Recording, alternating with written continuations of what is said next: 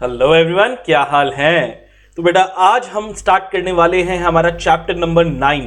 अब chapter number 9 एक ऐसा चैप्टर है जिससे जनरली बच्चों को बहुत डर लगता है। डर क्यों लगता है? क्योंकि जैसे ही हम ये चैप्टर देखते हैं ना, हम पेज पलटते रहते हैं और जब हम पेज पलटते हैं तो इतने सारे पेजेस दिखते हैं। लेंथ वाइज देखें तो ये आपके सब्जेक्ट का सबसे बड़ा चैप्टर है और पता है कंटेंट वाइज देखें ना तो ये सबसे छोटा चैप्टर भी है। ठीक है, आधे घंटे पौन घंटे में हम ये पूरा चैप्टर आइडियली बहुत अच्छे से रिवाइज कर सकते हैं। लेट्स सी अभी अपने को कितना टाइम लगने वाला है। आज पूरा का पूरा चैप्टर नंबर 9 करने वाले हैं। इसको करने के पहले क्या चाहिए मेरे को? आपकी जो आईसीआई मॉड्यूल है ना आपके सामने खुली होनी चाहिए। उसके अलावा कोई हाइलाइटर वगैरह चाहिए क्योंकि कीवर्ड्स हैं जिसको हम पढ़ने वाले हैं वो आपको पता होने चाहिए। चाहो तो रिवीजन के लिए उन कीवर्ड्स को साइड में भी लिख लेना, टॉपिक लिखना, कीवर्ड साइड में लिख लेना ताकि एग्जाम में वो वर्ड्स लिख दिए तो नंबर मिल जाएंगे। आइए इस चैप्टर को करते हैं स्टार्ट। चैप्टर का नाम है audit of items of financial statement. मतलब इस चैप्टर में क्या करने वाले हैं? फाइनेंशियल स्टेटमेंट्स जो हमारे हैं उन फाइनेंशियल स्टेटमेंट्स में कुछ आइटम्स हैं। आइटम्स मतलब कौन कौन से हैं सर? बैलेंस शीट के आइटम हो सकते हैं, शेयर कैपिटल, फिक्स्ड एसेट्स वगैरह हो गया, कैश इक्विवेलेंट हो गया। इनकी ऑडिट कैसे करें? या रेवेन्यू के आइटम्स हो सकते हैं, पीएनएल के आइटम्स हो सकते हैं कि एम्प्लॉइज को सैलरी दे रहे हैं उसकी ऑडिट कैसे करें, रेंट की ऑडिट कैसे करें। तो देखते हैं।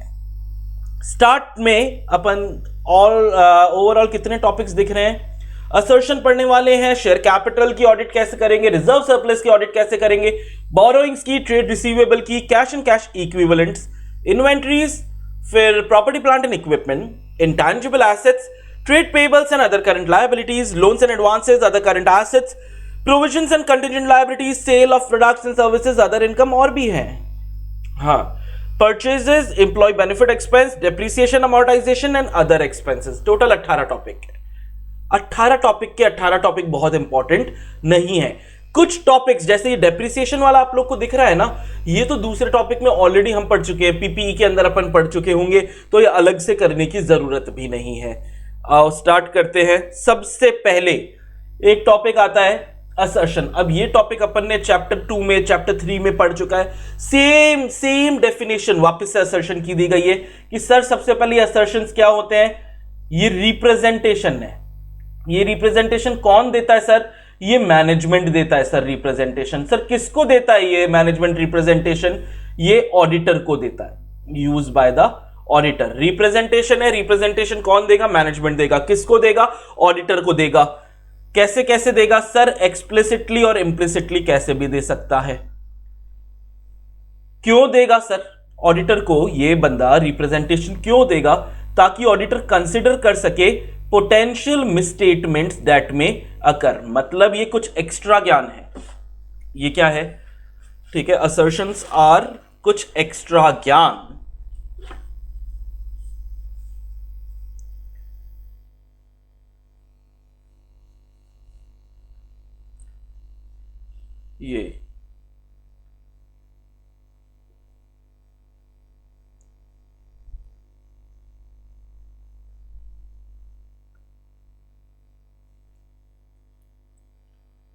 ये कोई कुछ एक्स्ट्रा ज्ञान है जो मैनेजमेंट देता है। किसको देता है? ऑडिटर को। ऑडिटर को मैनेजमेंट कुछ एक्स्ट्रा ज्ञान देता है। ठीक है, ये ज्ञान कैसे कैसे दे सकता है मैनेजमेंट ऑडिटर को? ये ज्ञान मैनेजमेंट एक्सप्लिसिटली भी दे सकता है,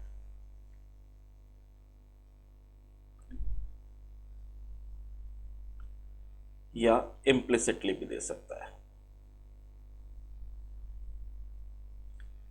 ठीक है, एक्सप्लिसिटली या इम्प्लिसिटली। पेज नीचे क्यों हो गया?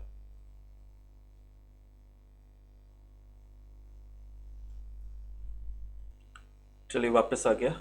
हाँ, तो ये कुछ एक्स्ट्रा ज्ञान है जो मैनेजमेंट देता है ऑडिटर को इम्प्लिसिटली या एक्सप्लिसिटली। ठीक है, क्यों देता है?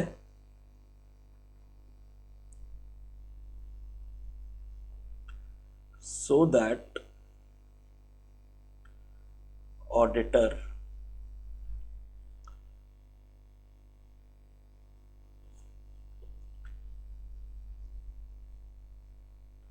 पोटेंशियल एमएम को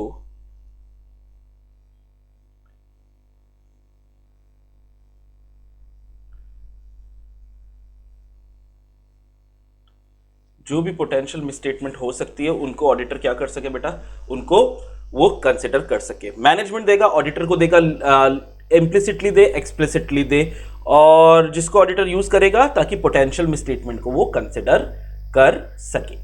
चलिए फिर अब हमारे फाइनेंशियल स्टेटमेंट के अंदर दो पार्ट हैं। पहला पार्ट कौन सा है? पहला पार्ट तो हमारा है इनकम स्टेटमेंट और दूसरा पार्ट हमारा है बैलेंस शीट। दोनों के लिए कुछ असर्शंस होते हैं। इनकम स्टेटमेंट्स के लिए मैनेजमेंट ये असर्शन देता है। पहला असर्शन मैनेजमेंट कौन सा देता है? अकरेंस, कि इनकम स्टेटमेंट में कोई भी ट्रांजैक्शन अकर हुआ है उसके बारे में कुछ एक्स्ट्रा बता सकता है। Transactions recognized in financial statement that have occurred and relate to the entity. तो अकर कब हुआ है और क्या एंटिटी का ही है? ये दो सवाल ये वाला असर्शन बोलता है कि जो ट्रांजैक्शन हुआ है एंटिटी का ही है और ये कब अकर हुआ। दूसरा ट्रांजैक्शन जो हमारा है वो है कंप्लीटनेस। इसमें ट्रांजैक्शन जो सपोज टू बी रिकॉर्डेड थे, जिनको हमें रिकॉर्ड करना चाहिए था, वो ही हैव बीन रिकॉग्नाइज्ड, उन्हीं को रिकॉर्ड किया गया है क्या? ठीक है, कोई दूसरे ट्रांजैक्शन तो रिकॉग्नाइज नहीं कर लिए, ये बात इसके अंदर हो रही है। ठीक है, कोई ट्रांजैक्शन ओमिट तो नहीं हो गया, कोई भी ट्रांजैक्शन ओमिट तो नहीं हो गया। इसके बारे में हम मैनेजमेंट से क्या ले लेते हैं? एक्स्ट्रा क्या ले लेते हैं? जो रिकॉर्ड होना चाहिए था वो ही रिकॉर्ड हुआ है ना, और कोई ट्रांजैक्शन ओमिट तो नहीं हो गया। नेक्स्ट, कट ऑफ का मतलब क्या होता है? कट ऑफ का मतलब होता है, ये हो गया, हाँ, कि करेक्ट अकाउंटिंग पीरियड में रिकॉर्ड में जो भी ट्रांजैक्शन रिकॉर्ड होने चाहिए थे वो सही अकाउंटिंग पीरियड में तो रिकॉर्ड हुए हैं ना। फिर नेक्स्ट है हमारे पास मेजरमेंट है। Measurement accurately and appropriate amounts में रिकॉर्ड हुए हैं ना। एक्यूरेट एंड एप्रोप्रिएट अमाउंट्स में रिकॉर्ड हुए हैं ना। कोई मिसस्टेटमेंट्स तो नहीं है बेटा। ये जो कीवर्ड्स है जिनको अपन कलरिंग कर रहे हैं ना, इनको याद कर लेना। ये याद करने से ही आपका पूरा चैप्टर हो जाता है, पूरे के पूरे नंबर मिल जाएंगे यहां पे आपको। और आखिरी वाला है प्रेजेंटेशन एंड डिस्क्लोजर। अब प्रेजेंटेशन डिस्क्लोजर के अंदर मैं आप लोग को एक बात बता देता हूं। ये प्रेजेंटेशन डिस्क्लोजर जो है ये एज पर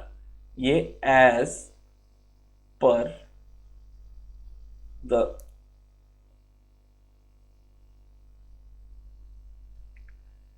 कंपनीज एक्ट 2013 है। ठीक है, कंपनीज एक्ट के कौन सा शेड्यूल? शेड्यूल 3।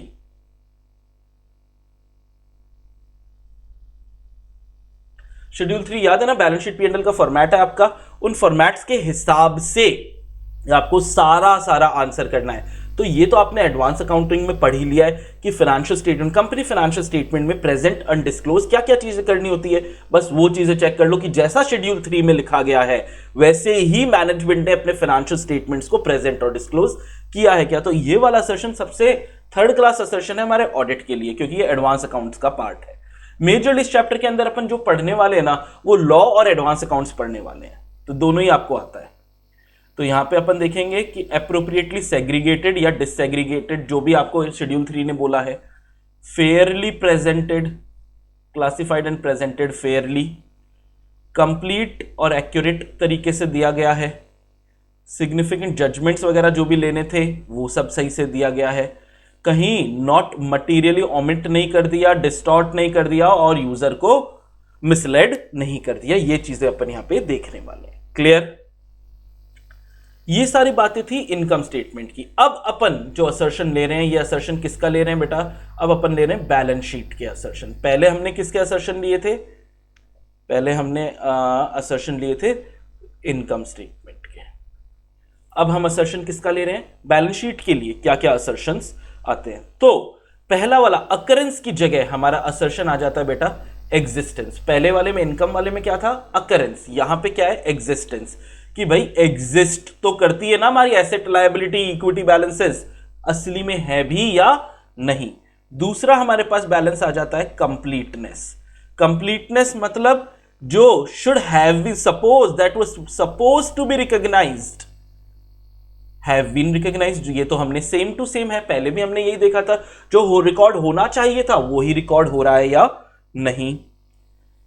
तीसरा हमारा असर्शन है कट ऑफ, वही एप्रोप्रिएट अकाउंटिंग पीरियड में हुआ, ये तो सेम है। चौथा वहां पे मेजरमेंट था, यहां पे क्या आ गया, वैल्यूएशन आ गया। यहां पे क्या आ गया, वैल्यूएशन। तो वैल्यूएशन के अंदर क्या है, वैल्यूड एप्रोप्रिएटली, सही से वैल्यू किया गया। सेम वर्ड्स हैं, बस वहां पे मेजर वर्ड लिखते हैं, यहां पे वैल्यू वर्ड लिखते हैं। कहीं कोई ओवर स्टेटमेंट अंडर स्टेटमेंट तो नहीं है ना। क्लियर। नेक्स्ट है राइट्स एंड ऑब्लिगेशन। ये एक नया है, ये पहले नहीं था, ये नया है कि भैया एसेट्स को यूज करने का, ठीक है, आपके पास राइट तो है, एसेट को यूज करने का राइट तो है, और जो लायबिलिटीज आप पे कर रहे हो, जो लायबिलिटीज आप लोग पे कर रहे हो वो आप ही की तो है ना, किसी और की लायबिलिटी तो पे नहीं कर रहे। ये एंटिटी की ही तो ऑब्लिगेशंस थी, ये लायबिलिटीज किसी और की ऑब्लिगेशन एंटिटी चुका रहा है, ऐसा तो नहीं हो रहा है ना। डन है। और आखिरी वाला प्रेजेंटेशन डिस्क्लोजर, ये तो सेम है बेटा, ये तो हमने पहले भी देख लिया था, यहां पे भी वही वर्ड्स हैं, प्रॉपरली क्लासिफाइड, डिस्क्राइब्ड, ये चेक करेंगे। वही सिग्निफिकेंट जजमेंट्स आ गया, कंप्लीट एक्यूरेट है, ये चेक कर लेंगे। वही not materially omit distort, same exact same, यही चीजें हम लोगों ने अभी पहले भी देख ली थी। तो इसके अंदर ये है, इसमें सबसे कम दिमाग लगाएंगे अपन लोग, बाकी असर्शंस में दिमाग लगा सकते हैं। तो चैप्टर 9 में अगर अपन बात करें ना, तो सबसे पहले एक क्वेश्चन जिसकी उम्मीद 10% है, वो है इन असर्शंस का मतलब। इनकम स्टेटमेंट के लिए क्या असर्शन हो सकते हैं, बैलेंस शीट के लिए क्या हो सकते हैं, इस पे सवाल आ सकता है। और जितना सा मैंने मार्क किया है इस चैप्टर में, बस मैं आपको यही बोलूंगा, जितना मैंने मार्क किया है उतना उतना याद कर लेना बेटा, उससे ज्यादा याद करने की आपको जरूरत भी नहीं है, ठीक है। और इसीलिए ये चैप्टर सबसे इजीएस्ट चैप्टर है नंबर लाने के लिए। नेक्स्ट, अब हम स्टार्ट कर रहे हैं हमारा गेम आज बैलेंस शीट के कैप्शन से पहले। बैलेंस शीट में सबसे पहले जो हम स्टार्ट करने वाले हैं ये है शेयर कैपिटल। अच्छा, मैंने यहां पे लिख दिया, तो यहां पे भी लिख देते हैं। पहला वाला क्या है, शेयर कैपिटल की कैसे ऑडिट करनी है। अब बेटा शेयर कैपिटल की ऑडिट में सीधा ही भिड़ते ही हम किस में आएंगे, हमारे को एग्जाम में सिर्फ ये लिखने होते हैं, ऑडिट प्रोसीजर, ठीक है। आज तक जितने भी सवाल चैप्टर 9 में से आए हैं उसमें सारे के सारे सवाल किस पर है कि भाई इसकी ऑडिट कैसे करेगा, इनके ऑडिट प्रोसीजर। कई बार जब आईसीआई आपको परेशान करना चाहता है ना, तो वो किसी स्पेसिफिक असर्शन पे पूछ लेता है। जैसे बैलेंस शीट का असर्शन है ये, तो एग्जिस्टेंस, कंप्लीटनेस, वैल्यूएशन, ये वाले असर्शन आएंगे।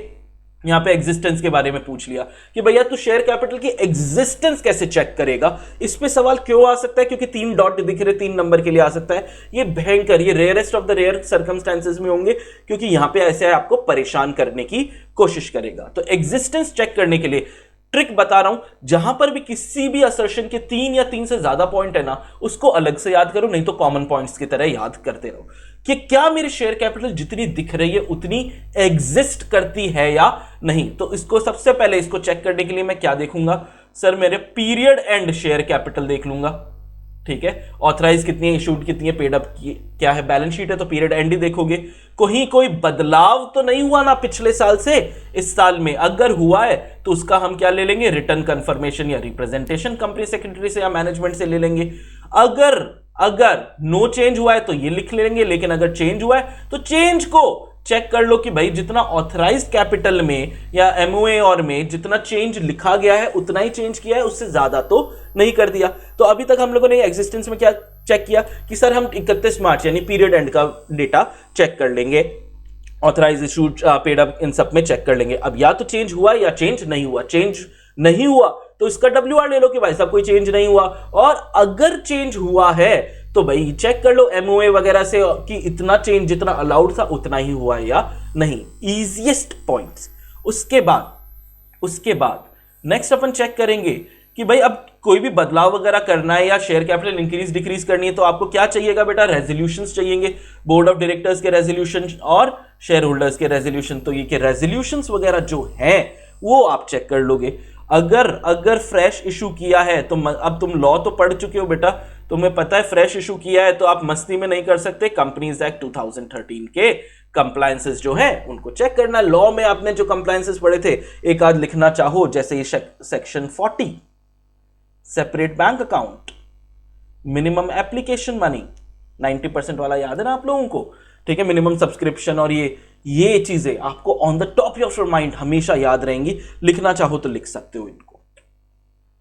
फिर ये तो बहुत ही ज्यादा इंपॉर्टेंट बात है कि भाई आप डिस्काउंट में शेयर इशू नहीं कर सकते, सेक्शन 53 बोलता है, याद नहीं भी रहे चलेगा, लेकिन कुछ एक तरीके के शेयर हैं जो डिस्काउंट में बिल्कुल इशू किए जा सकते हैं, ठीक है, वो भी अपन देख लेंगे। For consideration other than cash वाले शेयर चेक करोगे। सेबी, अगर क्योंकि कंपनी की बात कर रहे हैं, शेयर वेयर इशू कर रहे हो तो सेबी की बात आएगी। मिनिस्ट्री ऑफ कॉर्पोरेट अफेयर्स में हम लोगों ने जो फॉर्म्स भरे हैं, फॉर्म SF7, ठीक है, इंक्रीज वगैरह के लिए, इसको चेक करेंगे। इससे ज्यादा याद करने की जरूरत नहीं है। फिर अब एक टॉपिक आता है कि सर क्या मैं शेयर प्रीमियम पे इशू कर सकता हूं? बिल्कुल कर सकता है ना भाई, क्या लिमिट है प्रीमियम की? कोई लिमिट ही नहीं भाई, जितना मर्जी उतने प्रीमियम पे तू शेयर्स को लेके चला जा। बस याद रखना कि प्रीमियम का जो पैसा है ना, वो तो अपनी मस्ती में कहीं भी खर्च नहीं कर सकता। इसमें नो रिस्ट्रिक्शन और कंडीशन है कि कितने आप प्रीमियम ले सकते हो, लेकिन प्रीमियम का पैसा कहां लगा सकते हो, इस पे रिस्ट्रिक्शन है, इस पे कंडीशन है। किस किस पे लगा सकते हो सर हम प्रीमियम का पैसा? ये आपको अकाउंट्स में भी हम सिखाते हैं, लॉ में भी सिखाते हैं, तो अब ऑडिट में भी सिखा रहे हैं कि sir fully paid bonus share में लगा दो। देखो मैं पहले से ये PDF में मार्क करके रखा हुआ हूं कि सिर्फ ये वाले जो हाईलाइटेड चीजें हैं ना, ये बच्चा पढ़ लेगा। हमारे रेगुलर बैचेस में भी हम यही करवाते हैं आपको। प्रिलिमिनरी एक्सपेंसेस के लिए आप इस पैसे को यूज कर लोगे। कौन राइट ऑफ क्या क्या कर रहे हो, कमीशन पेड, डिस्काउंट वगैरह को, redemption of any redeemable preference share या डिबेंचर्स, या बायबैक के लिए भी आप इसको यूज कर सकते हो। बस ये बातें ऑडिट का नहीं है, ये एडवांस अकाउंट्स में भी बहुत अच्छे से आता है, ये लॉ में भी तुमने बहुत अच्छे से पढ़ा है। वेरीफाई कैसे करेंगे कि सर प्रीमियम को चेक कर लो। वेरीफाई जब आपको करना है तो प्रीमियम को चेक करो कि जहां पे ट्रांसफर होना, सिक्योरिटी प्रीमियम अकाउंट में ट्रांसफर किया गया ना। एप्लीकेशन ऑफ एनी अमाउंट, जिस पर्पस के लिए खर्च कर सकते हो उसी पे ही खर्च किया गया या नहीं। डिस्काउंट वाला मजेदार है, इंपॉर्टेंट है। तो डिस्काउंट पे सर वैसे तो हम इशू कर ही नहीं सकते, सेक्शन 53 हमारी बैंड बजा देगा, ठीक है। Company shall not issue shares at a discount, exception आ गया भैया, एक्सेप्शन आ गया in a case of issue of sweat equity share, section 54 में आप कर सकते हो। अगर सर इसके अलावा स्वेट इक्विटी के अलावा कर दिया तो भाई वॉइड हो जाएगा मामला, ठीक है। सर हम क्रेडिटर्स को भी कर सकते हैं डिस्काउंट पे, अगर रीस्ट्रक्चरिंग स्कीम अप्रूव हो चुकी है तो हम क्रेडिटर्स को भी डिस्काउंट में कर सकते हैं। और सर अगर ये क्रेडिटर्स को रीस्ट्रक्चरिंग स्कीम नहीं और स्वेट इक्विटी के अलावा डिस्काउंट पे कर दिया तो सर फटके पड़ेंगे। क्या फटके पड़ेंगे? कंपनी को और उसके ऑफिसर को पेनल्टी लग जाएगी भाई, जो एक्सटेंड हो जाएगी amount equal to an amount raised through the issue of share at a discount, और 5 लाख रुपए जो भी कम हो, and liable to refund all the monies received with interest rate. कितना भाई? इंटरेस्ट रेट है 12% पर एनम का। तो अगर देखो डिस्काउंट पे किसको अलाउड है? डिस्काउंट पे भाई अलाउड है, डिस्काउंट हम किसको दें? COU का गया डिस्काउंट, एक तो स्वेट इक्विटी,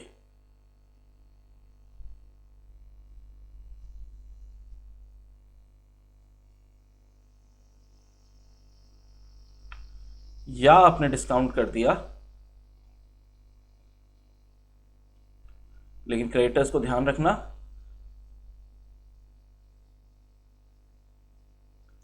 रीस्ट्रक्चर स्कीम के अंदर, ठीक है, रीस्ट्रक्चरिंग स्कीम के अंदर कर दिया तब तो कोई तकलीफ नहीं है। लेकिन अगर इसके ये नहीं किया, इन दोनों के अलावा, तो तकलीफ क्या है? Amount equal to money raised,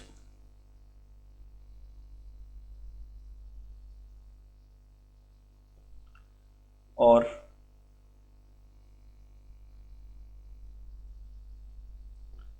ठीक है लेसर,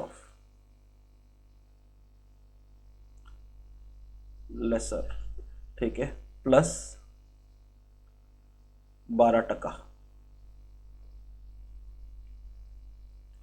ठीक है, प्लस 12%, इंटरेस्ट। बेटा ये ऐसे आप इतना आपने इसका क्या बना लिया, पॉइंट बना लिया। अब इतने से पॉइंट जो बना लिए आपने ऐसे साइड में लिख के, यही आपका रिवीजन हो जाता है। ये कर लिया मतलब चैप्टर में हमारा कॉन्फिडेंस जो है ना बहुत हाई रहेगा, और एग्जाम से पहले आपको 15 मिनट भी नहीं लगेगी चैप्टर 9 जिसके फ्री के नंबर मैं बोलता हूं उसका पूरा रिवीजन करने के लिए। नेक्स्ट आ जाते हैं ऑडिटर। हम एज ऑडिटर सर प्रीमियम छोड़ दो, डिस्काउंट छोड़ दो, ओवरऑल सर मैं क्या क्या चीजें चेक करने वाला हूं। तो सर मैं ओवरऑल चेक करने वाला हूं कि मेरे शेयर कैपिटल बढ़ी घटी मूवमेंट, ये बातें तो मेरे को कैश फ्लो स्टेटमेंट ने सिखा दिया कि सर मेरा हमेशा दिमाग जाता ही उस पे है कि क्या कैपिटल में मूवमेंट हो रहा है या नहीं, कहीं डिस्काउंट पे तो इशू नहीं कर दिया, ये बात भी हमको पता ही है। ठीक है, क्रेडिटर्स को कोई रिस्ट्रक्चरिंग स्कीम के अंदर तो काम नहीं कर दिया गया। स्वेट इक्विटी शेयर जब मेरे को इशू करना है तो सेक्शन 54 बोल रहा है। इस पे लास्ट अटेम्प्ट में क्वेश्चन आ गया था, तो तुम्हारे अटेम्प्ट में आने की संभावना थोड़ी कम हो जाती है, तो हम फिर भी हमें पता तो होना ही चाहिए। सेक्शन 54 लॉ में भी पता ही है, यहाँ पे भी पता ही होना चाहिए कि स्वेट इक्विटी शेयर सिर्फ आप किसको दे सकते हो सर, एम्प्लॉयज या डायरेक्टर्स को ही दे सकते हो, और वो भी आप डिस्काउंट पे दे सकते हो, कंसिडरेशन अदर देन कैश के लिए दे सकते हो। सर क्यों दे रहे हैं हम ये, क्यों हम फालतू के ये पैसे या शेयर दे रहे हैं, क्योंकि उन्होंने आपको नो हाउ दिया है या कोई राइट्स अवेलेबल कर दिए आपको, इस वजह से आपको ये काम किया है। जब भी स्वेट इक्विटी शेयर्स की बात आ रही है एज अ ऑडिटर हम क्या क्या चेक करेंगे भाई, स्पेशल रेजोल्यूशन पास हो गया है ना, कितने नंबर ऑफ शेयर है, उनकी करंट मार्केट प्राइस कितनी है, क्या कंसिडरेशन अदर देन कैश पे भी दिया है तो क्या कंसिडरेशन पे दिया है, और कौन से क्लास ऑफ डायरेक्टर्स एम्प्लॉयज को ये शेयर्स दिए गए हैं। सी वाला पार्ट ओमिट हो गया था, इस पे ए और बी पे पहले सवाल आ चुका है। और लिस्टेड स्टॉक एक्सचेंज पे क्या हमारे शेयर्स लिस्टेड है तो उनकी प्राइस चेक कर लोगे, तो सेबी के रूल्स फॉलो किए गए हैं। ये लास्ट अटेम्प्ट में ये एग्जैक्ट ये स्वेट इक्विटी 4 नंबर के लिए सवाल था बेटा। स्वेट इक्विटी शेयर की डेफिनेशन मैंने येलो पे आपको करी दी है। एम्प्लॉय डायरेक्टर को देंगे, डिस्काउंट पे दे सकते हैं, कंसिडरेशन अदर देन कैश पे दे सकते हैं। क्यों दे रहे हैं, providing know how available right करने के लिए। इसके आपको मिल गए 2 नंबर, और 2 ही नंबर आपको मिल गए। ये जो आपको 3 पॉइंट दिख रहे हैं उसमें से कोई 2 पॉइंट लिखने के, और स्पेशल रेजोल्यूशन लिख दिया उसका 1 नंबर मिल गया, number of share, current market price, consideration, इनमें से कोई 1-2 पॉइंट लिख दिए तो 1 नंबर मिल गया, या लिस्टेड स्टॉक एक्सचेंज लिख दिया तो 1 नंबर मिल गया। ऐसा आपको चांस देती है कि सारे पॉइंट तो उनको भी पता है, बच्चे को याद नहीं रहेंगे, तो मेजर कोई भी जो पॉइंट आपको याद रहते हैं वो लिख के और नंबर पूरे मिल जाएंगे यहां पे आपको। नेक्स्ट हम चेक कर रहे हैं राइट्स लिमिटेशंस वगैरह कोई है तो वो चेक करो। नेक्स्ट टॉपिक आया auditor also needs to verify fresh issue of share, जो राइट इशू या प्रेफरेंशियल इशू हुआ है, ये भी आप पहले पॉइंट में रेलेवेंट रिक्वायरमेंट कंपनीज एक्ट की फॉलो की गई है या नहीं। जैसे हम शेयर कैपिटल इंक्रीज कर सकते हैं वैसे ही हम शेयर कैपिटल को रिड्यूस भी तो कर सकते हैं। रिडक्शन के लिए सेक्शन 66 आ गया, वही स्पेशल रेजोल्यूशन, ये पॉइंट तो बेटा हर जगह आ ही जाएगा, इसको हम लोग चेक कर लेंगे। एओए चेक कर लेंगे, अगर कम कर रहे हो तो कोई डिफॉल्ट रिपेमेंट में नहीं होना चाहिए, कोई ट्रिब्यूनल और का ऑर्डर है उसको चेक करेंगे, रजिस्ट्रार आरओसी का सर्टिफिकेट, अकाउंटिंग एंट्रीज चेक कर लेंगे, एसेट्स का रीवैल्यूएशन वगैरह हुआ है तो उसको प्रॉपर्ली डिस्क्लोज किया गया है या नहीं। फिर कह रहा हूं जो कलरिंग हो रही है उसके अलावा कुछ भी याद करने की जरूरत नहीं है, कर भी नहीं पाओगे, ठीक है, और करने की जरूरत भी नहीं है क्योंकि आईसीएआई ने इन्हीं पॉइंट्स के नंबर स्टेट कर रखे हैं। जितने मैक्सिमम पॉइंट याद हो जाए, मैं सिर्फ उन्हीं पॉइंट्स को करवाता हूं बच्चे को जो कंपल्सरी भी है, इजी भी है, याद भी इजीली हो जाते हैं। तो complied with terms and conditions, memorandum article आ गया तो ये हो ही जाएगा। बायबैक सिक्योरिटी के लिए सेक्शन 68 देख लेंगे। फाइनली रिक्वायरमेंट मैंने आप लोग को पहले ही बोल दिया था, हम सिर्फ शेड्यूल 3 का रिक्वायरमेंट चेक करने वाले हैं। शेड्यूल 3 अगर तुम्हें आता है तो तुम क्या क्या लिखते हो बेटा, नंबर कितने हैं शेयर्स के, अमाउंट कितना है, क्या इशूड है, सब्सक्राइब्ड है, फुल्ली पेड को आप अलग अलग बताते हो, पार वैल्यू पर शेयर आप बताते हो, reconciliation of number of shares outstanding at the beginning and and, beginning पे और एंड पे आप ये काम करते हो, राइट्स, प्रेफरेंस एंड रिस्ट्रिक्शंस को आप अटैच करते हो। शेयर की अलग अलग क्लास हो सकती है उसको आप बताओगे। ये वाला पॉइंट मैं पूरा ये डिस्क्लोजर सिर्फ इस पॉइंट के लिए ही बता रहा हूं क्योंकि इसके लिए है ना 2 नंबर का करेक्ट इनकरेक्ट आ गया था। ये पॉइंट फिर से आपको एडवांस अकाउंट्स में भी बताया जाता है, लॉ में भी बताया जाता है, ऑडिट में फिर बता रहा हूं। 2 नंबर के लिए लास्ट अटेम्प्ट में इस पे सवाल आ गया था कि share holders holding more than 5% share specifying the number of share held, तो कितने के लिए, 10% और मोर के लिए आपको बताना पड़ता है? तो नहीं सर, क्वेश्चन ये था कि क्या 10% और मोर के लिए बताना पड़ेगा, तो आंसर है सर 10% नहीं, 5% से ज्यादा के लिए आपको अलग से बताना पड़ेगा उस शेयर होल्डर का नाम जिसके पास 5% से ज्यादा शेयर्स है। फिर बता रहा हूं एडवांस अकाउंट्स का काम है और लॉ में भी ये बात आप कर चुके हो, तो इस वजह से ये पूरा पॉइंट आपको पढ़ाया।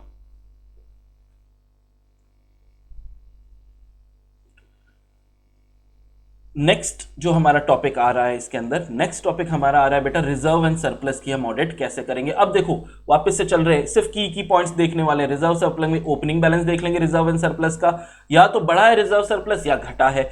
बड़ा है तो पी एंड एल, अब रिजर्व सरप्लस में तो पी एंड एल भी हो सकता है, सिक्योरिटी प्रीमियम भी हो सकता है, कोई और रिजर्व भी हो सकता है। तो पहले हम पी एंड एल की बात कर लेते हैं, ठीक है। जब हम पहले पी एंड एल की बात कर रहे हैं तो पी एंड एल बढ़ाए या घटाए ये बात करेंगे।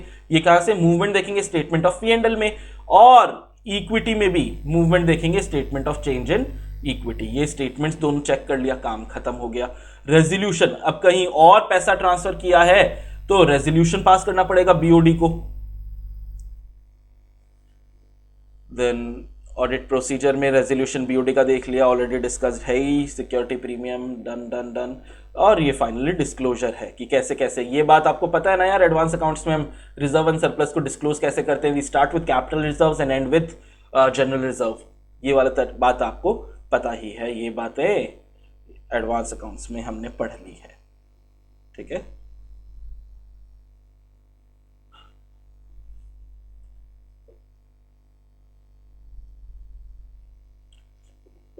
एडवांस अकाउंट्स में पढ़ लिया है। नेक्स्ट, बोरोइंग, जो पैसा हमने लोन पर लिया है उस पैसे की भाई साहब हम ऑडिट कैसे करेंगे। तो सर लोन लेने का ऐसे नहीं किसी का भी मन कर गया और जाके उठ के वो लोन लेके आ गया, वो सबसे पहले बोर्ड ऑफ डायरेक्टर्स को अप्रूव करना पड़ेगा। हाँ भाई साहब लोन लिया जा सकता है या नहीं, ये चेक करेंगे। लोन की डिटेल्स चेक कर लेंगे कि भाई कितने इंटरेस्ट रेट पे लिया है, किस नेचर का लोन है, कब कैसे रीपेमेंट करना है। जिनसे लोन लिया है, बैंक से लिया या किसी से भी लिया है, फाइनेंशियल इंस्टीट्यूशन से, उनसे एक्सटर्नल कंफर्मेशन ऐसे 505 कर सकते हैं। यहीं पे हायर परचेज और लीजिंग भी अपन चेक कर सकते हैं। डिबेंचर्स है तो trust deed, debenture trust deed बनती है, ये बातें भी आप लोग को पता है, ये चेक कर लिया जाएगा। फिर रिटर्न रिप्रेजेंटेशन हमेशा ही किससे लेते हैं, मैनेजमेंट से लेते हैं, उनसे ले लेंगे। शेड्यूल बना लेंगे, क्या ये शॉर्ट टर्म है या ये लॉन्ग टर्म है। बिगिनिंग के बैलेंसेस, एंड के बैलेंसेस चेक कर लोगे। देखो सेम पॉइंट्स आ रहे हैं, ठीक है। एविडेंस ऑफ, अगर पहला लोन लेने के बाद और लोन लिया है तो एडिशनल डेट के लिए एविडेंस ले लो और क्लोजिंग बैलेंसेस चेक कर लो। फिर सब्सिक्वेंट ट्रांजैक्शन, क्योंकि लोन लिया है तो बेटा कभी चुकाया भी होगा, इंटरेस्ट वगैरह भी लगा होगा, ये सारे चेक कर लोगे। डायरेक्ट कंफर्मेशन, अब ये वाला जो टॉपिक है, ये टॉपिक आगे कई बार आता है, डायरेक्ट कंफर्मेशन, क्योंकि हम बाहरी किसी व्यक्ति से जो लोन हमने लिया है उसके लिए भी हम बाहरी व्यक्ति से कंफर्मेशन ले सकते हैं। जो लोन अभी हम देंगे एसेट साइड में आएगा, उसमें भी हम डायरेक्ट कंफर्मेशन ले सकते हैं। क्रेडिटर्स से माल लिया है तो उसमें भी कंफर्मेशन ले सकते हैं। डेटर्स को माल बेचा है तो उनसे भी कंफर्मेशन ले सकते हैं। तो बस ये डायरेक्ट कंफर्मेशन वाला टॉपिक यहां पे पढ़ लेते हैं, आगे हर जगह हमारे सेम टॉपिक आएगा। तो डायरेक्ट कंफर्मेशन, जब हम ऐसे 505 वाली बात हो रही है एक्सटर्नल कंफर्मेशन, तो ये एक इंडिपेंडेंट बैलेंस कंफर्मेशन हो जाता है भाई साहब, जिसमें हम क्या क्या चेक, लोन है तो interest rate, due dates, collateral, कुछ गिरवी वगैरह रखा है, सिक्योरिटी इंटरेस्ट, ये देख लेंगे। अगर पैसा नहीं भर रहे हैं हम तो रिमाइंडर्स क्या क्या हमको मिले, अभी तो बोरोइंग में चल रहा है ना, इसीलिए तो send reminders for non replies and compare the balance as per confirmation obtained. Books of accounts में जो कंफर्मेशन आया है उसके हिसाब से आप चेक कर सकते हो। लोन अग्रीमेंट इजी पॉइंट है। रिकम्प्यूट द इंटरेस्ट हम खुद चेक करेंगे। लोन है तो अमोर्टाइज किया है प्रीमियम या डिस्काउंट को। फॉरेन करेंसी से भी हम लोन ले सकते हैं तो AS11 हमारा अट्रैक्ट हो जाता है। लोन के कॉवेनेंट्स मतलब टर्म्स एंड कंडीशंस, ठीक है, उसको हम लोग चेक कर लेंगे।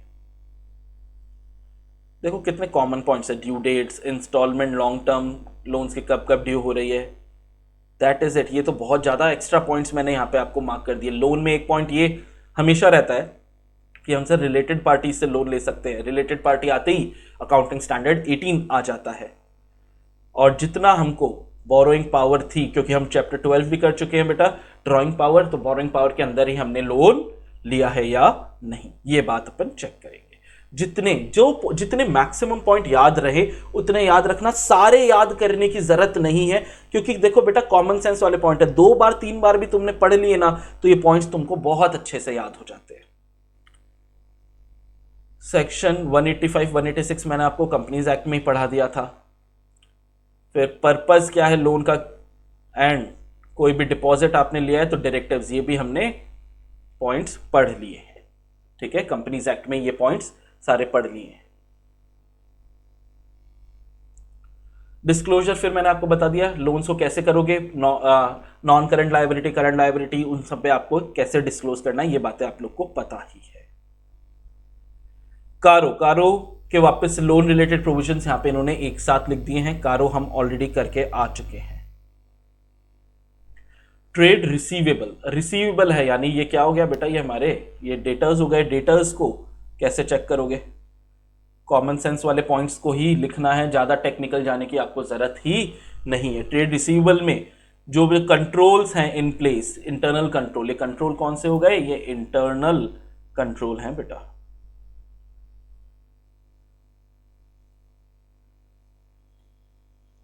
इंटरनल कंट्रोल्स को चेक कर लेंगे बॉस। ठीक है,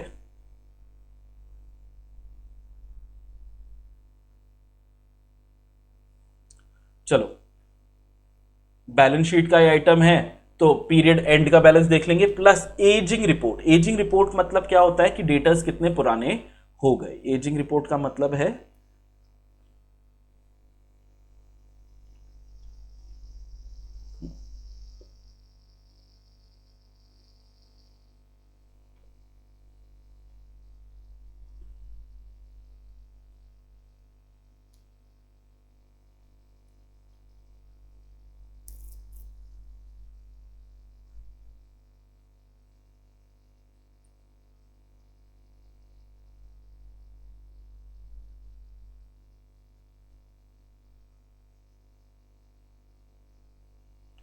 डेटर्स कितने पुराने हो गए।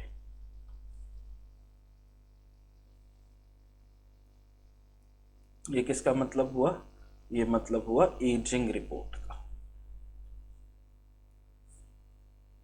ये पॉइंट चाहिएगा कि डेटर्स कितने पुराने हो गए।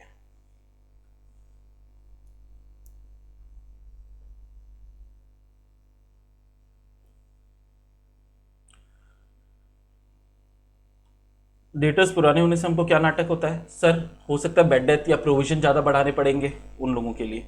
इनवॉइस वॉइस रिकॉर्ड किया है या नहीं, ये चीज़ चेक कर लेंगे। फिर लार्ज बैलेंसेस हैं तो रीज़न पूछ लेंगे उनसे कि भाई पैसा क्यों नहीं दे रहे हो। डेटर्स का भी मैंने आपको बोला था बेटा, क्या आ जाएगा, डायरेक्ट कन्फर्मेशन प्रोसीजर। फिर वही confirm the amount of unpaid accounts, उनसे पूछ लेंगे। डायरेक्ट कन्फर्मेशन के लिए कंसेंट लेंगे एंटिटी से, क्योंकि आपने ऐसे 505 में एक्सटर्नल कंफर्मेशन पढ़ा है, बिना उनसे पूछे एंटिटी से पूछे आप डायरेक्ट कंफर्मेशन नहीं कर सकते, एक्सटर्नल कंफर्मेशन नहीं कर सकते। बैलेंस कितना है, डेट ऑफ बैलेंस शीट पे क्या पैसा है, मेथड ऑफ सिलेक्शन की किस तरीके से आपने डेटर्स को सिलेक्ट किया है कंफर्मेशन रिक्वेस्ट के लिए, कोई डिस्क्रिपेंसी वगैरह मिली। अब इस वाले पे इसको कलर अलग करते हैं वापस से। अगर आपको रिप्लाई नहीं मिला है, ठीक है, अगर आपको रिप्लाई नहीं मिला है तो आपको क्या करना है बेटा, परफॉर्म ऑल्टरनेट प्रोसीजर। अग्री करो balance to cash received subsequently, detailed analysis of the balance करो, ट्रेंड लाइन चेक करो कि कैसे कैसे आपके पास हमेशा डेटा से पैसा आता है, एनालिटिकल प्रोसीजर करो। ये एक अलग से क्वेश्चन बन सकता है, इसको हम एक इंपॉर्टेंट पॉइंट मानेंगे कि जब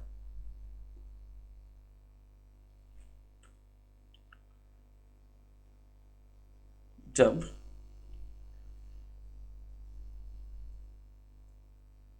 एक्सटर्नल कंफर्मेशन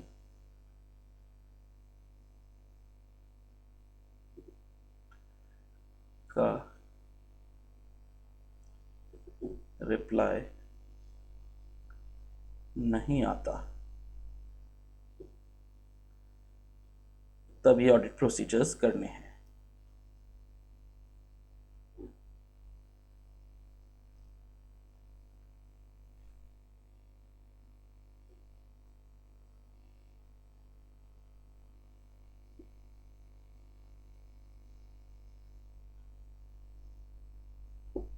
तभी ऑडिट प्रोसीजर्स करने हैं। तो ये एक इंपॉर्टेंट टॉपिक है, इसको अलग से जरूर ध्यान दें। कंप्लीटनेस बकवास,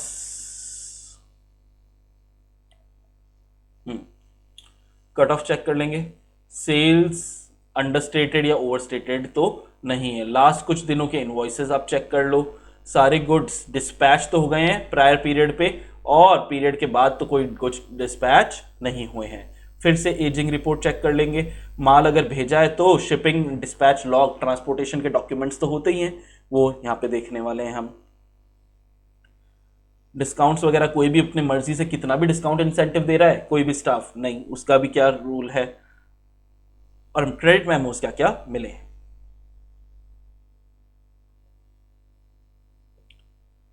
डेट्स अगर डेटर्स हैं तो भाई प्रोविजंस वगैरह डाउटफुल डेट्स के सही से बनाए हैं या नहीं बनाए। बेड डेट्स में मर्जी से तो पैसा नहीं डाल रहे, राइट ऑफ करने का तरीका जो है वो एप्रोप्रिएट अथॉरिटी ने ही अप्रूव किया है या नहीं। माल विदेश भी भेज सकते हैं बेटा, तो फॉरेन करेंसी ट्रांजैक्शंस भी हो सकते हैं AS11, या अपने रिश्तेदारों को भी भेज सकते हैं तो AS18, ये तो कॉमन पॉइंट्स होते ही हैं। कैश एंड कैश इक्विवेलेंट की ऑडिट किस तरीके से करेंगे, नेक्स्ट टॉपिक आता है, इंपॉर्टेंट टॉपिक भी है, तो हमेशा ध्यान रखें कैश की ऑडिट हमेशा बेटा सरप्राइज होगी। बता के जाओगे तो कैश में कभी तुमको गड़बड़ी मिलेगी नहीं। अगर अकाउंटेंट ने या कैशियर ने चोरी भी किया है ना, तो कहीं से वो उठा के ले आएगा एक बार के लिए कैश, कि ऑडिटर गिन लेगा, उसके बाद वापस से दे देंगे। इसीलिए हमेशा हमेशा सरप्राइज ऑडिट ही होनी चाहिए, without giving notice of auditors visit होनी चाहिए।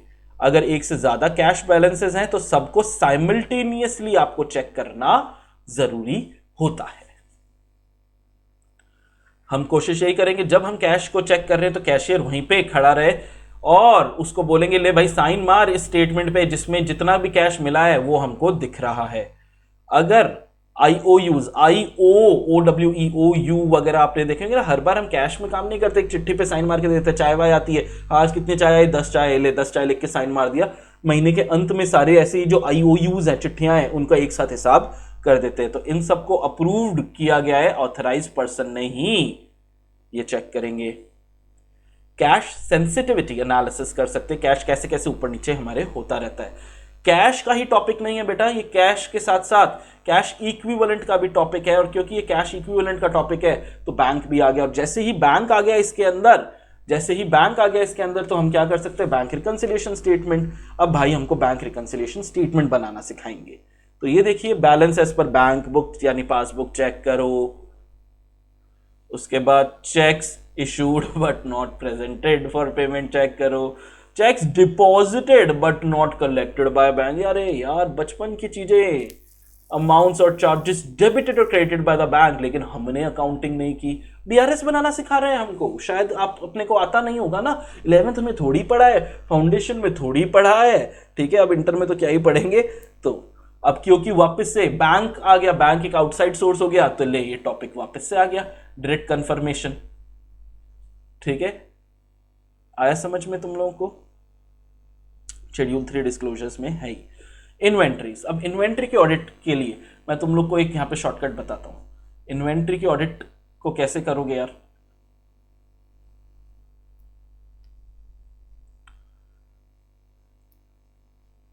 कारो 2020 क्लॉज 2 अगर तुमको आता है तो 2 पॉइंट तो बेटा अपने पास यहीं पे मिल जाते हैं। फिर ऐसे 501 ये तुमको कहाँ मिलेगा? चैप्टर 3। ये अगर किसी को पता नहीं है कारो का तो ये बेटा चैप्टर 10 में मिलेगा, बहुत इंपॉर्टेंट टॉपिक है।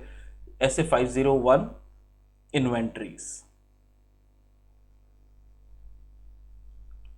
बेटा ये वाले पॉइंट्स अगर आपको करने ही है, कारो भी करोगे, ये 501 भी आप करोगे, चैप्टर 3 में से वो कर लेते हो, तो ये वाला टॉपिक यहां से करने की जरूरत ही नहीं होती है। ठीक है, सेम पॉइंट्स यहां पे भी लिखे हुए हैं, तो वहां पे कर लिया तो यहां पे ये करने की जरूरत आपको नहीं है। फिर भी एक बार क्विकली रिवाइज कर लेते हैं कि सर हम इन्वेंट्री काउंटिंग हम तो नहीं करेंगे, हम वहां पे खड़े रहेंगे। कंसाइनमेंट पे गुड्स दिए उनका क्या करने वाले हैं? मैनेजमेंट करेगा इन्वेंट्री काउंट, वहां पे ऑडिटर खड़ा रहेगा, प्रेजेंट रहेगा। देखेगा कि एम्प्लॉयज को जैसे बोला गया है काउंट करने के लिए वैसे ही काउंट कर रहे हैं, प्रॉपरली हमारी इन्वेंट्रीज पे टैगिंग की गई है, एप्रोप्रिएट सुपरविजन है, प्रॉपर अमाउंट्स में है, summary sheet control and reconcile हो गई है, reconciliation of test count. Third party के पास स्टॉक है तो कितना डैमेज और ऑब्सोलीट है, accounting for all stock sheet, difference जो असली में आपको फिजिकली स्टॉक दिख रहा है और एज पर रिकॉर्ड दिख रहा है, ये सारे ये आपको, ये भी हम लोग एक्चुअली पढ़ा हुआ है, फाउंडेशन में पढ़ा होगा। स्टॉक रिकंसिलिएशन स्टेटमेंट बनाते थे फाउंडेशन में, ठीक है, पढ़ा है क्या आप लोगों ने, AS2, ठीक है, तो वहां पे भी आप लोगों ने इस चीज को देखा होगा, ऐसे ही बनाते थे अपन। ये एनालिटिकल प्रोसीजर परफॉर्म कर देंगे, जैसे inventory turnover ratio, vertical analysis, budgetary expectation और एक्चुअल में क्या क्या मिला, अर्थमेटिकल एक्यूरेसी चेक करेंगे, फिजिकल इन्वेंट्री को परपेचुअल रिकॉर्ड से चेक करेंगे, बकवास बकवास बकवास। इन्वेंट्री है तो ट्रांसपोर्टर, वेयरहाउस, इन सब की इनवॉइसेस वगैरह होंगी, इनको चेक करेंगे। चलो इसमें और कुछ है नहीं। 501 देखो मैंने तुमको बोला था, बुक भी बोल रहा है।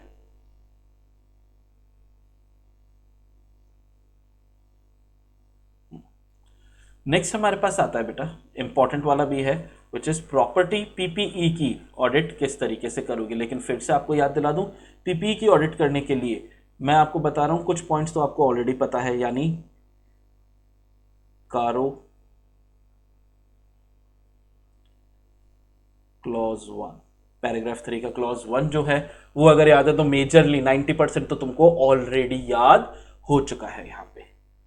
तो आइए फिजिकल वेरिफिकेशन करेंगे बाय द मैनेजमेंट, सुपरविजन सही से है नहीं, वर्किंग शीट्स बनाएंगे हर एक की वेरिफिकेशन की, जैसे इन्वेंट्री टैग्ड थी वैसे ये भी टैग्ड है, एसेट्स भी हमारे टैग्ड है या नहीं। रिकंसिलिएशन स्टेटमेंट बनाएंगे, अगर कोई डिस्क्रिपेंसी है तो प्रॉपर्ली डेल्ट विथ है नहीं। ये सारे कारों के पॉइंट्स है बेटा, कुछ नया पॉइंट नहीं बता रहा हूं अभी तक। PPE शेड्यूल, ये जब मैं कारो पढ़ा रहा था तभी बच्चों को बता दिया कि शेड्यूल बनता है जिसमें ओपनिंग बैलेंस कितना है, एडिशन साल भर में कितना हुआ, डिलीशन साल भर में कितना हुआ और क्लोजिंग बैलेंस कितना बचा। जैसे इन्वेंट्री में अर्थमेटिकल एक्यूरेसी थी तो यहाँ पे भी अर्थमेटिकल एक्यूरेसी आ जाएगी, और AS10 PPE का बच्चों को पता ही होता है। काफी सारे पॉइंट तो यहीं पे निकल गए हमारे। फिर यहाँ पे एक डेप्रिसिएशन का पॉइंट भी आ सकता है, इस पे यहीं पे डेप्रिसिएशन कर लेंगे तो आगे डेप्रिसिएशन के टॉपिक को अलग से करने की जरूरत नहीं पड़ेगी। कोई भी मर्जी में PPE नहीं खरीद के रहा है, ठीक है, मैंने एग्जाम्पल भी दिया था कि PW के नाम पे मैं BMW खरीद के रहा हूँ, कि अलग से खुद I20 में क्यों ना जाए, अपन BMW में जाएंगे। ऐसा कर सकता हूं क्या मैं? जब तक अप्रूवल नहीं होगा तब तक नहीं कर सकता। कोई भी ऐसा नहीं है कि घर से निकलते ही कुछ दूर चलते ही एकदम से PPE खरीद के ले आए, अरे नहीं, कई जगह से बड़ा पैसा लगता है, कई जगह से आप टेंडर करवाओगे या कोटेशंस लोगे। PPE को डिलीट करना है, उसका भी तरीका होता है कि किस तरीके से सेल और डिस्कार्ड PPE को किया जा सकता है। डेप्रिसिएशन का पॉइंट आ ही गया तो ओरिजिनल कॉस्ट, एक्यूमुलेटेड डेप्रिसिएशन, ये सारी चीजें भी आप लोग इनकी चेक करने वाले हो। कॉमन सेंस वाले पॉइंट्स हैं। अगर बच्चा तू अभी ये सारी चीजें देख रहा है, मतलब तूने दूसरे सब्जेक्ट्स पढ़नी है, अकाउंट्स वगैरह, लॉ वगैरह पढ़ लिया है, तेरे को इससे इजी चैप्टर कुछ नहीं लग सकता। ये फ्री के नंबर है, क्योंकि बाकी सब्जेक्ट्स में जो चीजें पढ़ी वही मैंने इसमें लिख दी ना, तो नंबर पूरे मिल जाते हैं। डेप्रिसिएशन के बारे में बता रहा है कि due to efflux of time, use and obsolescence होता है। ओहो हो। डेप्रिसिएशन का मेथड चेक कर लेंगे। अब यहीं पे हम ये डेप्रिसिएशन किस किस पे लगाया, मेथड वगैरह चेक करेंगे। याद रखना लैंड पे नहीं लगेगा डेप्रिसिएशन। इनवॉइसेस चेक करेंगे एंटिटी की, अगर माल बेचा है कोई PPE तो कन्वेंस और सेल डीड चेक करेंगे। ओरिजिनल डीड, ये फिर कारो का पॉइंट आ गया, original title deed immovable assets का चेक करने वाले हैं। डिस्क्लोजर्स आपको फिर से पता है ही। कारों के देखो पॉइंट आ गए, किस तरीके से शेड्यूल बनता है PPE का। वहीं पे जब फिजिकल एसेट्स की बात हो गई तो इंटेंजिबल आ जाएगा, वहां पे फिजिकल वेरिफिकेशन होता था, यहां पे फिजिकल वेरिफिकेशन नहीं हो सकता है भाई, तो इंटेंजिबल एसेट्स को चेक कर लेगा ऑडिटर कि क्या भाई वो इन एक्टिव यूज है या नॉट इन एक्टिव यूज है। ठीक है, तो नॉट है तो डिलीशन कर दो, और एक्टिव है तो प्रोडक्शन सप्लाई और पे कैसे कैसे काम आ रहा है वो चेक कर लो। यहां पे डेप्रिसिएशन वर्ड नहीं यूज करेंगे, यहां पे वर्ड यूज करेंगे अमोर्टाइजेशन। सेम पॉइंट्स है बेटा, मूवमेंट फिजिकल की जगह इंटेंजिबल हो गया, ओपनिंग बैलेंस वगैरह देखो पहले भी करके आए हो, list of all addition from management, बस यहाँ पे वहाँ पे AS10 था, यहाँ पे AS26 आ जाएगा। No cost related research gets recognise in as intangible assets, certificate report इनकी आपको चेक करनी पड़ेगी। सेम पॉइंट है, अप्रूव बाय अप्रोप्रिएट एंटिटी, देखो जो पॉइंट्स कॉमन है उन्हीं को याद करो। देखो ये पॉइंट भी पहले भी था, कोटेशन प्रॉपर टेंडर यहाँ पे भी हो गया, वहाँ पे भी डिलीशन क्या मैकेनिज्म अंडरस्टैंड करना था, यहाँ पे भी करना है। तो हमारा लाइफ इजी हो जाती है। वहाँ पे डेप्रिसिएशन का मेथड चेक कर रहे थे, यहाँ पे अमोर्टाइजेशन मेथड चेक करेंगे। ठीक है, इम्पेयरमेंट AS28 वहाँ पे भी होना चाहिए था यार, मैंने मार्क नहीं किया क्या, AS28 पीछे भी होना चाहिए था।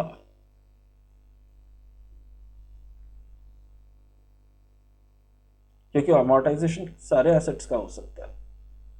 नहीं लिखा, ढूंढ के बताना बेटा, मेरे को AS28 दिख क्यों नहीं रहा।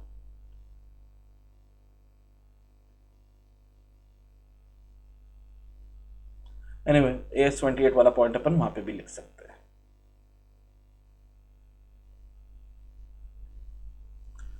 अब trade payable and current liabilities वापस से आप एग्जाम के टाइम पे वापस से करने की जरूरत क्यों नहीं है, क्योंकि बेटा आपने ट्रेड रिसीवेबल कर लिया, तो ट्रेड रिसीवेबल कर लिया तो उसके बस पॉइंट उल्टे कर देंगे, वो ट्रेड पेबल हो जाएगा।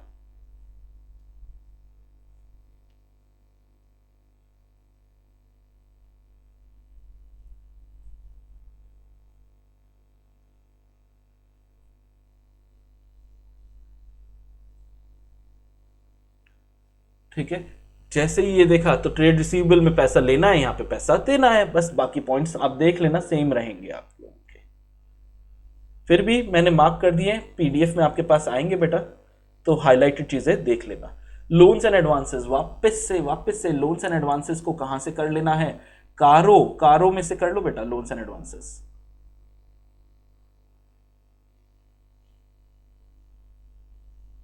थर्ड क्लॉज एंड फोर्थ, कारो के थर्ड एंड फोर्थ क्लॉज कर लो। फिर loans and advances given by the company on the basis of security. ठीक है, ड्यूटी 1 वाला भी आप कर सकते हो। लोन्स एंड एडवांसेस वापस से कॉमन से पॉइंट्स हैं कि सर डायरेक्ट कन्फर्मेशंस चेक कर लेंगे, एडवांसेस करंट एसेट सही से बनाए गए हैं, लोन अग्रीमेंट चेक कर लेंगे, ऑथराइज मेमोरेंडम में जितना लोन देना अलाउड है उतना ही लोन दिया है या नहीं, articles of association, minutes of meeting loans के चेक करेंगे, रिलेटेड पार्टी को भी लोन दे सकते हैं, और जो इंटरेस्ट रेट है वो मार्केट प्राइस पे है या नहीं, आर्म्स लेंथ प्राइस, ये चेक करेंगे। इंटरेस्ट पे अब GST लगने लग गया है तो क्रेडिट चेक करेंगे, GST रिटर्न चेक करेंगे। डाउटफुल लोन्स का पैसा भी डूब सकता है, जैसे ट्रेड रिसीवेबल में डूब सकता था, तो डाउटफुल अकाउंट्स भी देखेंगे। ट्रेड रिसीवेबल में भी एजिंग रिपोर्ट थी, यहाँ पर भी है एनालिसिस कि बैड लोन्स राइट ऑफ कितना किया गया है, और जिसने भी राइट ऑफ किया वो ऑथराइज एप्रोप्रिएट सीनियर अथॉरिटी है या नहीं। विदेश को भी हम लोन दे सकते हैं, तो AS11 अट्रैक्ट हो जाता है, खत्म बात। ये तो डिस्क्लोजर है, कारों के पॉइंट आ ही गए यहाँ पे लोन्स के। एग्जाम के लिए बेटा वेरी वेरी वेरी इंपॉर्टेंट है, इसको बहुत अच्छे से करके जाएंगे, ICAI के फेवरेट्स में से हैं, तो इसको हम बहुत ज़्यादा अच्छे से प्रोविजंस एंड कंटिजेंसीज को, कंटिजेंट लाइबिलिटीज को कैसे कैसे लिखना है। तो पहले existence, completeness and valuation assertions में सारे प्रोविजन की लिस्ट लो, अंडरलाइंग अग्रीमेंट लाइक वारंटी वगैरह। ठीक है, ये वारंटी को भी मैं, वारंटी कमिटमेंट्स को भी कर देता हूँ। Verify whether provisions is complete and accurate, जो हमारी लाइबिलिटीज हैं, प्रोविजंस एंड लाइबिलिटीज, तो प्रोविजन के कैलकुलेशन हो जाएगी। एक्सपर्ट रिपोर्ट कैलकुलेशन चेक करोगे, एक्चुरियल वैल्यूएशन रिपोर्ट ले सकते हो, अंडरलाइन कोई भी प्रोविजन वगैरह बनता है तो अजम्पशन होता है, वो अजम्पशन सही है या नहीं।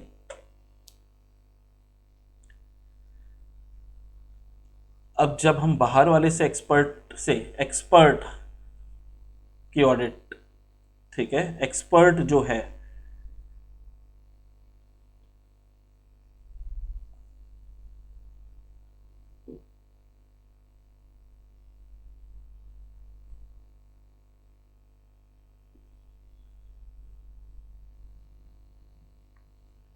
ठीक है, एक्सपर्ट को कैसे चेक करेंगे कि भैया एक्सपर्ट जो भी आया है ना बंदा, वो एम्प्लॉयड है बाय द एंटिटी या आउटसाइड पार्टी है, पहले ये देखेंगे।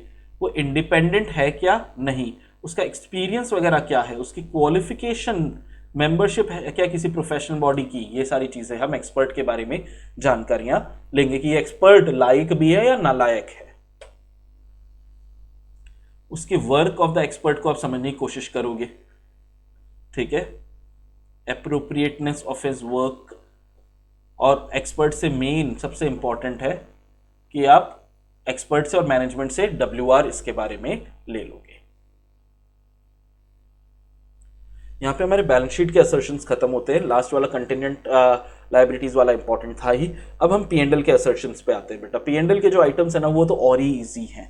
तो सबसे पहला जो हमारा P&L का असर्शन आइटम है वो है सेल।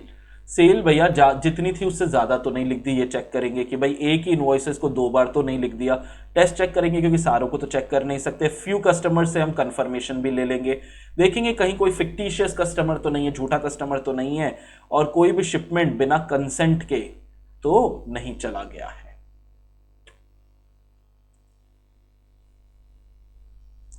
AS9 कर लिया तो अनसर्टेनिटी के बारे में भी पॉइंट आपको पता है ही। रेवेन्यू रिकॉग्निशन में अगर आपने AS9 कर लिया है बेटा, ठीक है, तो अनसर्टेनिटी वाले पॉइंट्स भी आप लोग बहुत अच्छे से कर सकते हो। सीक्वेंस में ही होने चाहिए सेल्स इनवॉइसेस, कोई अनयूजुअल ट्रांजैक्शन तो नहीं है। सेल्स रिटर्न टू सेल्स का रेशो निकाल लोगे आप लोग कि कितना सेल्स रिटर्न हो रहा है। कट ऑफ प्रोसीजर्स में आप करोगे, क्रेडिट नोट्स वगैरह चेक कर लोगे। शिपिंग माल बेचा है तो shipping documents, quantity sales register में कितनी अपीयर हो रही है।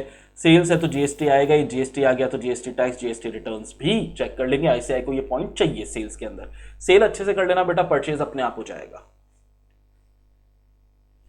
विदेश में माल भेज सकते हैं, विदेश भेजोगे तो जनरली एक्सेप्टेड अकाउंटिंग प्रिंसिपल्स जो है वो भी लग जाएंगे। शेड्यूल 3 तो आपको पता ही है। सेल के अलावा भी हमारे पास अदर इनकम्स हो सकती है, जैसे इंटरेस्ट। ये भी ICAI के फेवरेट क्वेश्चंस में से एक होता है बेटा, ठीक है, इसको भी अच्छे से करना अदर इनकम को, कि भाई अदर में कई सारी इनकम हो सकती है। पहले हम अदर इनकम में कौन सी इनकम ले रहे हैं, हम सबसे पहले ले रहे हैं इंटरेस्ट फिक्स डिपॉजिट्स पे। अब इंटरेस्ट फिक्स डिपॉजिट पे तो लोन वाले पॉइंट्स जो हमको इंटरेस्ट मिलना था वही लिस्ट ले लो फिक्स डिपॉजिट्स की, क्या इंटरेस्ट रेट पे है, कितने दिनों का FD करवा रखी है, अर्थमेटिकल एक्यूरेसी चेक कर लो, डिपॉजिट्स कितने आउटस्टैंडिंग है पीरियड एंड पे, उनका बैंक से डायरेक्ट कंफर्मेशन ले लिया जाए। Confirmation of interest income from bank copy, ये पॉइंट ICAI को चाहिए, ये एक इंपॉर्टेंट पॉइंट है ICAI के फेवरेट पॉइंट्स में से। जब भी सिर्फ इंटरेस्ट ऑन फिक्स डिपॉजिट का क्वेश्चन आया ना बेटा, फॉर्म 26 AS उनको ICAI को ये पॉइंट चाहिए। ये क्या होता है कि मान लो तुम्हारा इंटरेस्ट बहुत जाता है, ठीक है, 10,000 से ऊपर होता है, तो बैंक क्या करता है, TDS काट के तुमको इंटरेस्ट देता है। मान लो तुम्हारा 1 लाख का इंटरेस्ट है तो बैंक तुमको 90,000 ही देगा, 10,000 वो TDS काट के फॉर्म 26 AS में दिखा देगा तुम्हारे कि हमने इनका 10,000 रुपए का TDS काटा है, आप सरकार से इसके पैसे की बात कर लो, ठीक है। तो ये आप चेक करोगे। ये इंटरेस्ट की बात हो रही थी। इंटरेस्ट के बाद अब जो नेक्स्ट अदर इनकम हो सकती है वो कौन सी हो सकती है, वो हो सकती है डिविडेंड। डिविडेंड में हम चेक करेंगे सेल ऑफ म्यूचुअल फंड वगैरह, किस पे डिविडेंड आया है, ट्रांसफर हमारे नाम पे ही है, कोई डिफरेंस है क्या, रिडम्पशन प्राइस, कैरिंग वैल्यू में, इस पे सवाल आते नहीं है लेकिन। और स्टेटमेंट आप लोग ले लोगे। शेड्यूल 3 आप लोग को पता है ही। परचेज क्यों नहीं कर रहा, क्योंकि ये बेटा क्या कर लिया हमने, ऑपोजिट ऑफ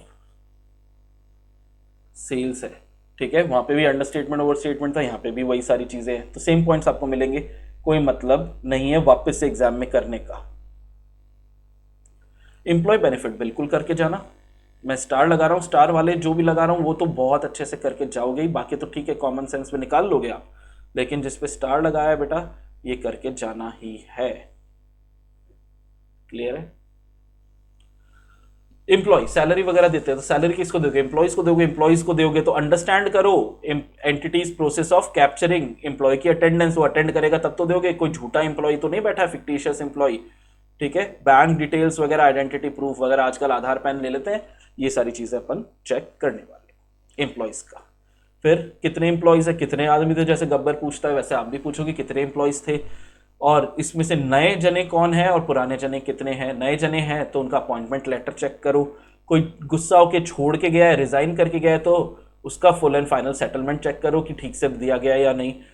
सैलरी तो पूरे 12 महीने की दी जाती है, मंथली सैलरी रजिस्टर्स चेक करो, और हर साल जो इंक्रीमेंट्स होते हैं वो कितने परसेंटेज के इंक्रीमेंट्स हैं उनको भी आप लोग चेक कर सकते हो। क्लियर है? फिर सैलरी में अब हमारा टैक्स आ जाता है हमारे मन में। टैक्स आ गया हमारे मन में, तो टैक्स में आप लोगों ने देखा होगा बोनस, ग्रेचुटी और कर लीव इनकैशमेंट क्या होता है, प्रोविडेंट फंड वगैरह, एम्प्लॉय स्टेट इंश्योरेंस, इन सबको डिपॉजिट किया गया है कंपनी द्वारा। चालान चेक करो, एनालिटिकल प्रोसीजर्स भी लगा दो।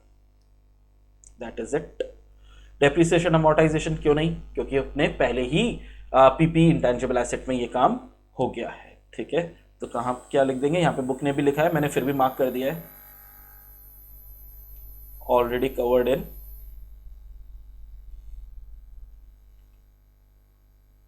पीपीई एंड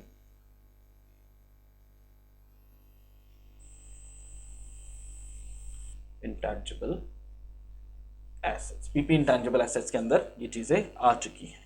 एग्जाम में भी सीधा आगे लेके चल जाना, टाइम वेस्ट करने की जरूरत नहीं है। और लास्ट वाला हमारा टॉपिक आया बेटा अदर एक्सपेंसेस। वापस से आईसीआई के फेवरेट टॉपिक्स में से ये एक टॉपिक है, अदर एक्सपेंसेस। जरूर करके जाना। पहला अदर एक्सपेंस कौन सा है? रेंट। रेंट को कैसे चेक करेगा बेटा? रेंट को चेक करेगा, रेंट जनरली मंथली देते हैं अपन, month wise plus rent agreement check करेंगे। कॉमन सेंस वाले पॉइंट्स है। 12 महीने का रेंट, रेंट हर साल बढ़ता है। एस्केलेशन क्लॉज के बारे में आप कॉस्टिंग तो पढ़ ही चुके हो, एस्केलेशन कॉस्ट पता ही है। अग्रीमेंट एंटिटी के नाम पे ही है या नहीं, ये चेक कर लोगे। दूसरा हमारा एक्सपेंस है power and fuel. Power and fuel को कैसे चेक करोगे? वही same points, month wise power bills check कर लोगे। पूरे 12 महीने का आता है पावर बिल, वो चेक करोगे कितनी यूनिट्स कंज्यूम हुई, क्या रेट पे यूनिट है, कभी बिजली के बिल को चेक किया है, वही पॉइंट्स लगाओगे अगर कोई गड़बड़ी है तो। तीसरा इंश्योरेंस वाले एक्सपेंसेस को कैसे चेक करोगे? तो कितनी इंश्योरेंस पॉलिसीज हैं, करेक्टली क्लासिफाई है प्रीपेड में, and expense for the period. Post paid नहीं हो सकता, आउटस्टैंडिंग, एक्सपायर हो जाती हैं पॉलिसियां। ठीक है, नेक्स्ट खर्चा कौन सा आया? लीगल प्रोफेशनल एक्सपेंसेस को कैसे चेक करोगे? वहाँ पे सेम पॉइंट्स चल रही है, बस यहाँ पे रिटेनरशिप अग्रीमेंट बोलते हैं 12 महीने का। आखिरी है ट्रैवल रिपेयर। इस पे सबसे ज्यादा सवाल पूछता है ऐसे, रेंट पे या इस पे।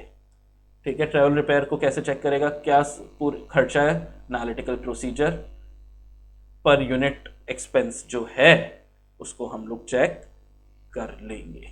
That is it.